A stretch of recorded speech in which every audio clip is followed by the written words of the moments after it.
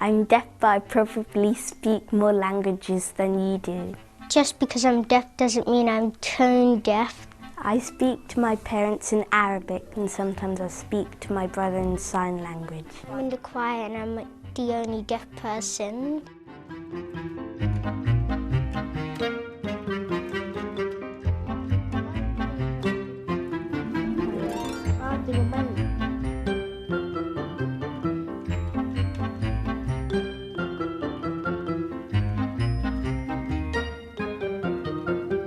Don't cover your mouth when you're speaking to me. Face me when you're speaking to me. Please don't shout, it hurts. Don't put on silly voices. Hello! If I take it off, I can't hear you. If I put it on, I can hear you. I have a magnet in my head, which is why my coil sticks to my head. They just go shocked when I say that I have a magnet in my head.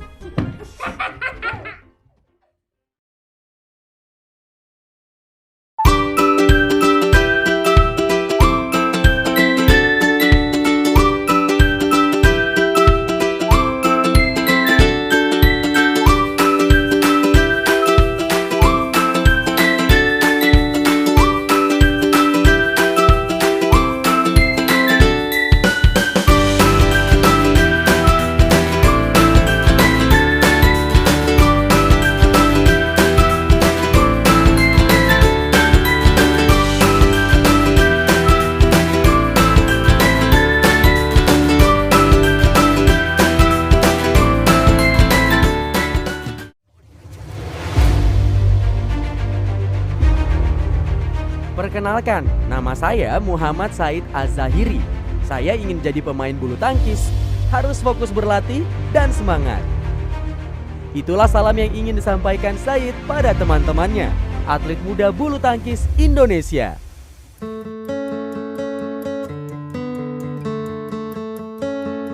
Sepintas saat bercengkrama dengan teman-teman satu klub berlatih bulu tangkisnya, Said nampak tak berbeda.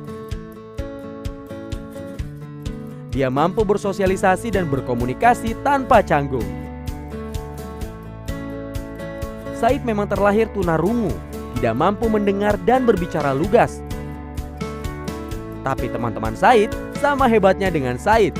Mereka menerima Said dengan ketulusan dan mau belajar memahami Said dengan mempelajari bahasa yang Said gunakan sehari-hari. Mungkin kaget ya, masuk lapangan lihat anak ya normal lah ya, bisa beda dengan Said. Di situ Said, "Mama, pulang yuk." "Kenapa pulang?" Said malu gitu. "Kenapa malu?" gitu. "Enggak, pulang." gitu. Itu di situ saya harus nahan air mata untuk ngebangkitin semangat Said agar jangan nangis di depan Said. Itu di situ.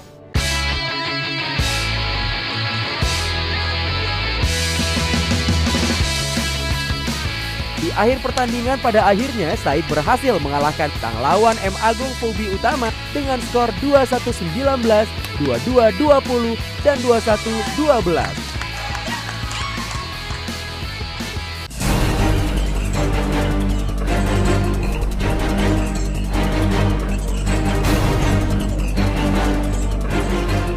Sampai pada saat penutupan audisi, tim pencari bakat memberikan super tiket tambahan.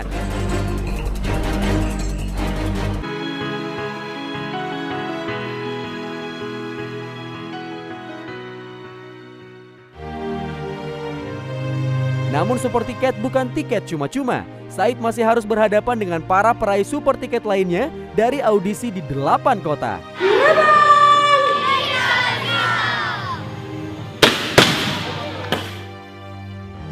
Atas pencapaian ini, Said pun mengungkapkan perasaannya kepada sang ibu. Gimana perasaannya? Semangat, dapat super tiket final.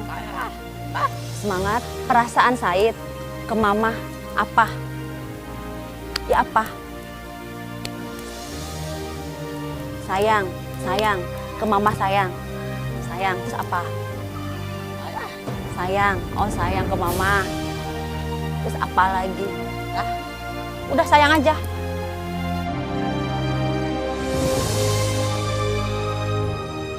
Kepada Indonesia, Said ingin mengatakan bahwa ia bertekad menjadi juara.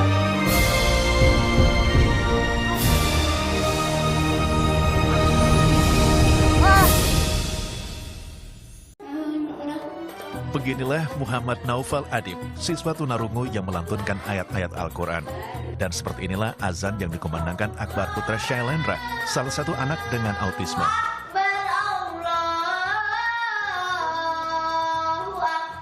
Mereka merupakan siswa sekolah luar biasa Kotrunada, Banguntapan, Bantul. 2 tahun pelajari Al-Quran, mereka kini mahir membaca, sekaligus melafalkannya tanpa bahasa syarat. Metode Ammaba, ciptaan seorang guru difabel di Kabupaten Bantul, berhasil membantu anak-anak berkebutuhan khusus dalam membaca dan lafalkan Al-Quran. Metode Ammaba merupakan perpaduan 5 ilmu. Iqra, pelatihan pengembangan bahasa, meliputi oral, isyarat, dan tulisan. Pembelajaran abjad jari dengan kata per kata, serta ilmu neurologi terapan. Ilmu neurologi ini berguna merangsang syaraf untuk mengeluarkan suara dengan hentakan, gerakan halus, dan getaran. Dalam Al-Quran saja sudah disebutkan, dalam surat Al-Qamar ya, di situ disebutkan bahwa Al-Quran adalah menjadi pelajaran bagi semua manusia. Ternyata kalau kita mencoba dengan telaten, kita mencoba dengan memberi pendampingan, kita mencoba dengan bersabar, insya Allah Allah memberi kemudahan-kemudahan. Sebelum dikenalkan dengan metode ini, sebagian orang tua penyandang difabel ini kesulitan ajarkan Al-Quran dengan cara melafal.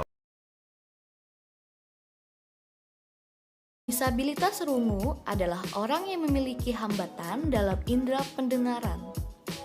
Rania? Cara menyapa adalah sentuh, salam, sapa. Jangan dipanggil tapi disentuh.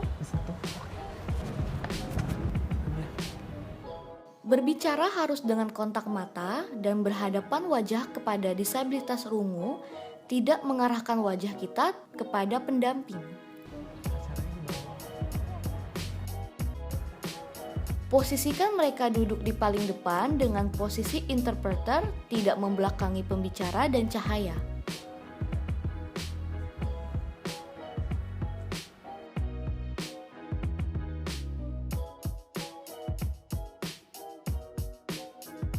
Oh ya Rania, kamu tinggal di mana sih? Memastikan gerakan bibir dan bahasa tubuh jelas dan mudah dipahami.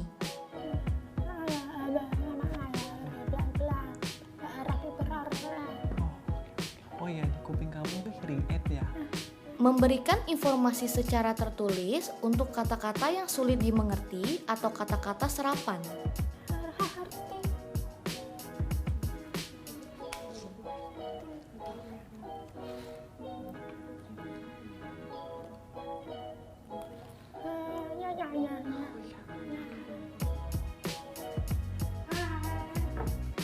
Untuk menarik perhatian mereka di dalam ruangan, bisa dengan mematikan sebentar lampu agar menarik perhatian untuk kembali fokus.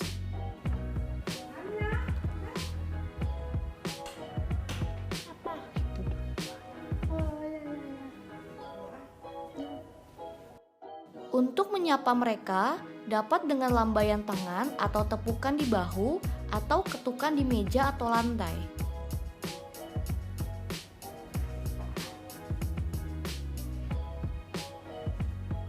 Dalam pertemuan atau seminar, libatkan disabilitas rungu dalam suatu topik atau pembicaraan.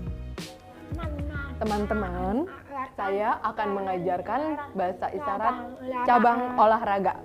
Alat bantu komunikasi penyandang disabilitas rungu yaitu bahasa isyarat Indonesia, bahasa tertulis, chart, closed caption, atau melalui baca bibir. 1. Berenang. 2. Catur. 3. Sepeda. 4. Panahan. 5. bowling.